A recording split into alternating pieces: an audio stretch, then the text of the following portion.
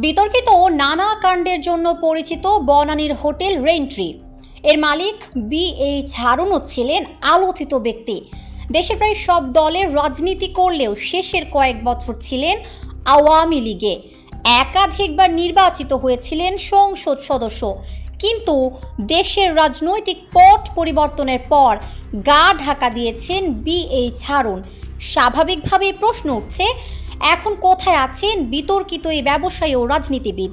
দেশে আছেন নাকি দেশ ছেড়ে পালিয়েছেন?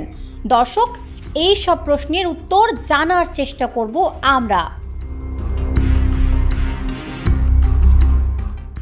2017 সালের মার্চ বনানীর রেইনট্রি হোটেলে ধর্ষণের শিকার হন বিশ্ববিদ্যালয়ের দুজন ছাত্রী। সে ঘটনা নিয়ে ব্যাপক চাঞ্চল্য সৃষ্টি হয়। জন্মদিনের পার্টিতে আমন্ত্রণ জানিয়ে ওই শিক্ষার্থীদের ধর্ষণ করা হয় বলে অভিযোগ ওঠে। কিন্তু ঘটনার পর মামলা নিতে গড়িমসি করে পুলিশ। তখনই বেরিয়ে আসে রেইনট্রি হোটেলের মালিক হারুনের বিষয়। ওই সময় বিভিন্ন গণমাধ্যমে প্রকাশিত হয় যে হোটেলটির মালিক বজলুল হক হারুন ওরফে BH হারুন, তার বড় ছেলে নাহিয়ান হারুন চেয়ারম্যান, মেজো ছেলে আদনান হারুন ব্যবস্থাপনা পরিচালক এবং ছোট ছেলে মাহির হারুন পরিচালক। চাঞ্চল্যকর সে ঘটনার পরেই BH হারুন নিয়ে শুরু হয় নতুন চর্চা।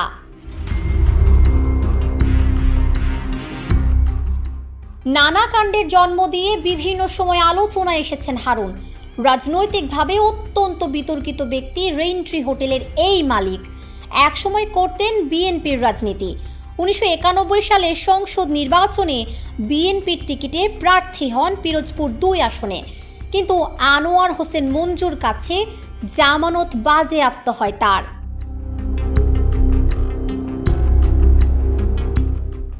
এরপর বিএনপি ত্যাগ করে যোগ দেন জাতীয় পার্টিতে, কিন্তু সেখানে নিরাশ হতে হয় তাকে।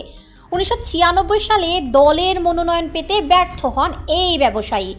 এরপরই ভিড়ে যান আওয়ামী লীগের রাজনীতিতে। 2001 সালের 8ম জাতীয় সংসদ নির্বাচনে ঝালকাঠি 1 আসন থেকে নৌকার মনোনয়ন পেয়েও জিততে পারেননি।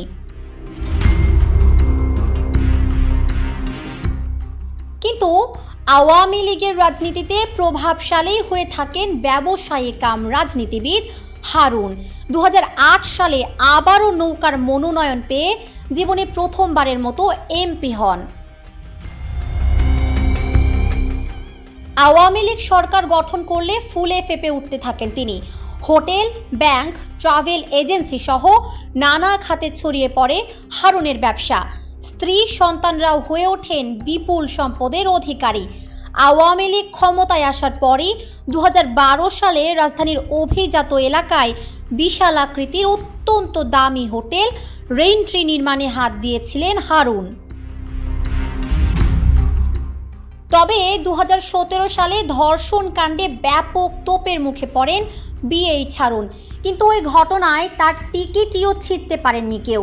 2018 সালেও আওয়ামী লীগের মনোনয়ন পেয়ে MP হন তিনি। সে সময় নিজ এলাকায় তার বিরুদ্ধে ঝাড়ু মিছিল হয়েছিল।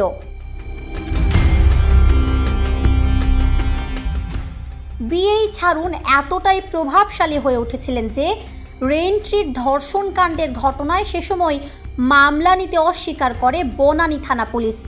দেশ জুড়ে ব্যাপক আলোচনার মধ্যে ঘটনার 38 দিন পর নেওয়া হয় মামলা। কিন্তু আলোচিত সেই ধর্ষণ কাণ্ডে অভিযুক্ত 5 জনই আদালত থেকে খালাস পেয়ে যান।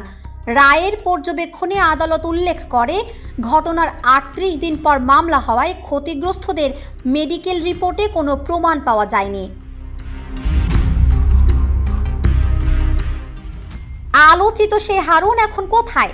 5 আগস্ট আওয়ামী লীগ সরকারের পতনের পর গা ঢাকা দিয়েছেন তিনি। কোথাও দেখা যায়নি হারুনকে। তার বিরুদ্ধে দায়ের হয়েছে মামলা। সংশ্লিষ্ট একটি সূত্র জানিয়েছেন BH হারুন ঢাকাতেই গা ঢাকা দিয়ে রয়েছেন।